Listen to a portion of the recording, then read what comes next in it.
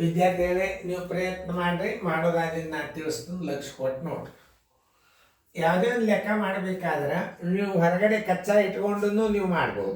ಅದು ಭಾಳ ಸರಳ. ಅದು ಕಚ್ಚಾ ಇಟ್ಕೊಂಡು ಮಾಡಿದರೆ ತೀರಾ ಸರಳದು. ಇವು ಕೆಲವೊಂದು ವಿಷಯಗಳು ಬಾಯಲ್ಲೇನೆ ಮಾಡಿರ್ತಾವೆ. ಬಾಯಲ್ಲೇ ಮಾಡುವ ಹೆಂಗೆ ಅನ್ನೋದು ನಾನು ತೋರಿಸ್ತೀನಿ ನಿಮಗೆ. ಉತ್ತರ ಸರಿಯಾಗಿ ಅರ್ಥ ಆಗ್ತದೆ ನಿಮಗೆ. ಯಾವುದು ನಿಮಗೆ ಅತಿ ಸರಳ ಅಂದ್ರೆ ಸರಳ ರೀತಿ ಒಳಗೆ ತಿಳಿಸ್ತಿರ್ತದೆ. ನಾನು ಮಾಡೋದಾಯ್ತಲ್ಲ? ಓಕೆ. ಇಲ್ಲೇ ಬರೀ ಒಂದೇ ಸಜಾತಿಯ ಭಿನ್ನ ರಾಶಿಗಳು ಎಲ್ಲ ಒಂದೆರಡು ಅಂಶ ಇವು. ಎಲ್ಲ ಒಂದೆರಡು ಅಂಶ ಇದ್ದಾಗ ನಾವು ಹೆಂಗೆ ಮಾಡ್ಬೇಕು ಅನ್ನೋದು ತೋರಿಸ್ತೀವಿ. ನೀವು ಈಗ ಭಾಗಾಕಾರ ಕ್ರಿಯೆಯನ್ನು ಈ ದುಂಡು ಕವಸದ ಮೊದಲು ಮಾಡ್ಕೋಬೇಕು. ಒಂದೆರಡು ಅಂಶ ಭಾಗಿಸಿದ್ರೆ ಉತ್ತರ ಎಷ್ಟು ಬರ್ತದೆ? ಒಂದು ಬರ್ತದ. 5ಕ್ಕೆ 5ರಲ್ಲಿ ಭಾಗಿಸಿದ್ರೆ ಎಷ್ಟು ಬರ್ತದೆ? ಒಂದು ಬರ್ತದ. 100ಕ್ಕೆ 100ರಲ್ಲಿ ಭಾಗಿಸಿದ್ರೆ ಎಷ್ಟು ಬರ್ತದೆ? ಒಂದು ಬರ್ತದ. 1 4 ಅಂಶಕ್ಕೆ 1 4 ಅಂಶದಲ್ಲಿ ಭಾಗಿಸಿದ್ರೆ ಎಷ್ಟು ಬರ್ತದೆ? ಒಂದು ಬರ್ತದ. 1 5 ಅಂಶಕ್ಕೆ 1 5 ಅಂಶದಿಂದ ಭಾಗಿಸಿದ್ರೆ ಒಂದು ಬರ್ತದೆ. ಒಟ್ಟು ಯಾವುದೇ ಸಂಖ್ಯೆ ಅದೇ ಸಂಖ್ಯೆಯ ಭಾಜಕವಾದರೆ ಭಾಜ್ಯ ಭಾಜಕ, ಅದೇ ಸಂಖ್ಯೆ ಭಾಜಕ ಆಯಿತು ಅಂತಂದ್ರೆ ಒಂದು ಬರ್ತದೆ. ತಿಳಿತಲ್ಲ? ಭಾಜ್ಯ 5 ಅದ, ಭಾಜಕನು 5 ಅದ ಅಂದ್ರೆ ಒಂದೇ ಬರ್ತದ. ಅದೇ ಭಿನ್ನ ರಾಶಿ ಸೇಮ್, ಪೂರ್ಣ ಸಂಖ್ಯೆನೂ ಸೇಮ್. ಈ ಒಂದಕ್ಕೆ ಭಾಗಿಸೋದ್ರಿಂದ ಇದರ ಉತ್ತರ ಒಂದು ಬರ್ತದ. ಅದನ್ನ ಹೆಂಗೆ ಹಚ್ಚೋದು ತೋರಿಸ್ತೀನಿ. 1 2 ಅಂಶ, 1 2 ಅಂಶ ಪ್ಲಸ್ 1 2 ಅಂಶ ಭಾಗಿಲೆ ಇದರ ಉತ್ತರ ಎಷ್ಟದ? 1 2 ಅಂಶ 1 2 ಅಂಶ ಭಾಗಿಸಿದ್ರೆ ಏನದ? ಒಂದು ಬಂತು. ಆಮೇಲೆ ಇಲ್ಲಿ ಮುಂದೆ ಏನದ? ಮೈನಸ್. ಇದು ನೋಡ್ರಿ, ಇಲ್ಲೇ ಭಾಗಾಕಾರ ಚಿನ್ನದ. ಇದು ನೋಡ್ರಿ, ಇಲ್ಲಿ ಪುಷ್ಪವರ್ಣ ಹಾಕ್ರಿ. ಆಮೇಲೆ ಒಂದಕ್ಕೆ ಭಾಗಿಸಿದ್ರೆ ಒಂದು ಬಂತು. 1 2 ಅಂಶ ಬಂತು ನೋಡ್ರಿ, ಪುಷ್ಪವರ್ಣ ಪೂರ್ತಿ. ಈಗ ನೀವೇನು ಮಾಡಬೇಕು? ಈ ಕ್ರಿಯೆಯನ್ನು ನೀವು ಬಿಡಿಸ್ಕೋಬೇಕು ನೋಡ್ರಿ. ಈ ಕ್ರಿಯೆ ಒಂದರೊಳಗೆ ಅರ್ಧ ಕೊಟ್ಟರೆ ಎಷ್ಟು ಉಳಿತದ? ಅರ್ಧ ಉಳಿತದ ನೋಡ್ರಿ. 1 2 ಅಂಶ ಪ್ಲಸ್ 1 2 ಅಂಶ ಭಾಗಿಲೆ ಒಂದರೊಳಗೆ ಅರ್ಧ ಕೊಟ್ಟರೆ 1 ಅರ್ಧ ಅಂಶ ಉಳಿತು ನೋಡ್ರಿ. ಈಗ ಭಾಗಾಕಾರ ಕ್ರಿಯೆ ಮಾಡ್ರಿ.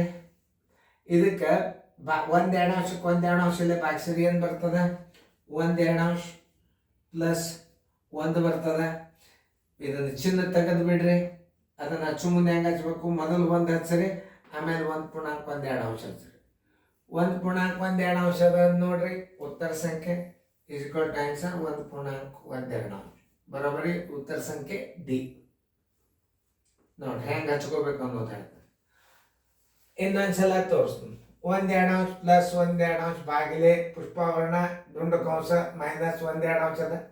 ಈ ಕ್ರಿಯೆಯನ್ನು ನೀವು ಅದೇ ಸಂಖ್ಯೆ ಭಾಜ್ಯ ಭಾಜಕ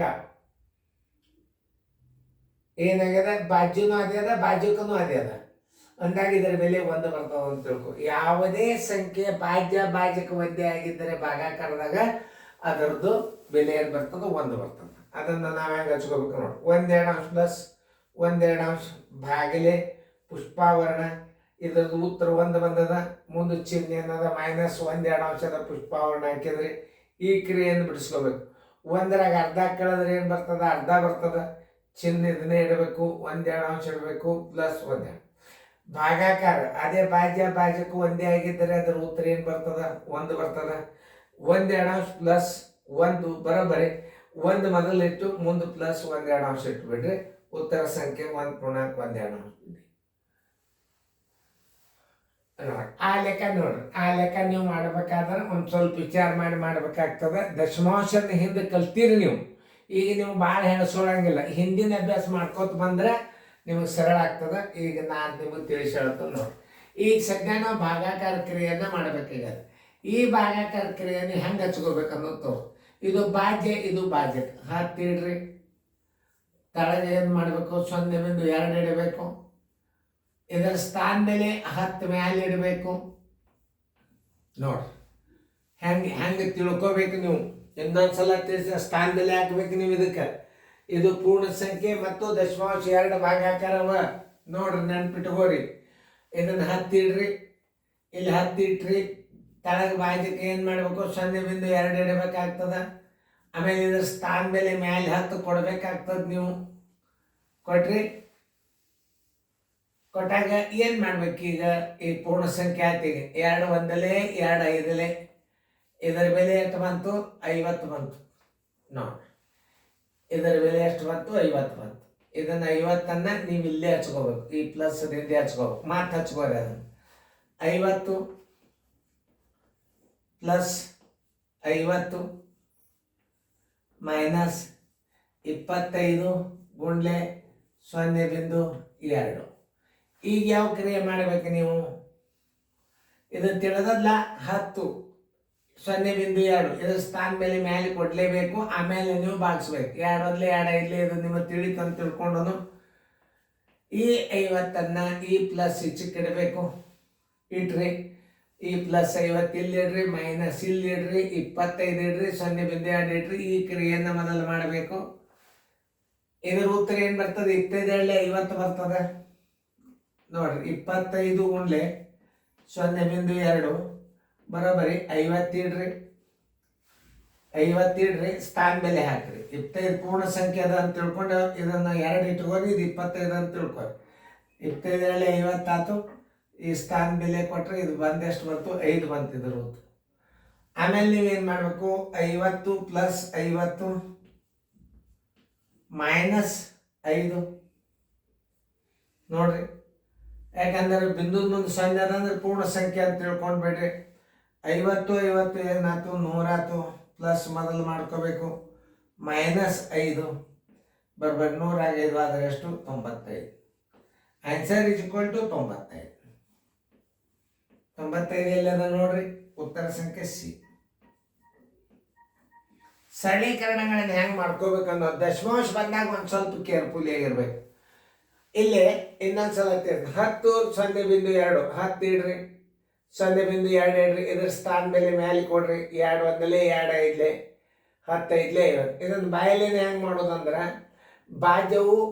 ಭಾಜ್ಯ ಪೂರ್ಣ ಸಂಖ್ಯೆಯಾಗಿ ಭಾಜಕವು ದಶಮಾಂಶವಾಗಿದ್ದರೆ ಸ್ಥಾನ ಮೇಲೆ ಎಷ್ಟದ?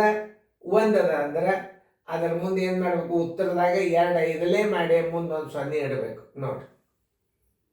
ಇನ್ನೊಂದ್ಸಲ ನೋಡ್ರಿ. ಈಗ 0.2 ಅದ, ಈಗ ಅದಲ್ಲ, ಇದು ಭಾಜ್ಯ ಆಯ್ತು, ಇದು ಭಾಜಕ ಆಯ್ತು. ಭಾಜಕದಲ್ಲಿ ದಶಮಾಂಶ ಭಿನ್ನ ರಾಶಿ ಆಗಿದ್ದರೆ ಇದನ್ನು ಭಾಗಿಸ್ರಿ. ಇದಕ್ಕೆ 2 5 ಅದು, ಆ 5 ಇಡ್ರಿ. ಇದರ ಮುಂದೆ ಒಂದು ಸ್ಥಾನ ಅದಂದ್ರೆ ಅದನ್ನ 0 ಕೊಟ್ಬಿಡ್ರಿ. ಬಾಯಿಲೇನೆ ಮಾಡ್ಬೋದು. ಇದನ್ನು ನಿಮಗೆ ಎಲ್ಲ ರೀತಿಯಿಂದ ಐಡಿಯಾಗಳು ಕೊಡ್ತಿರ್ತವೆ.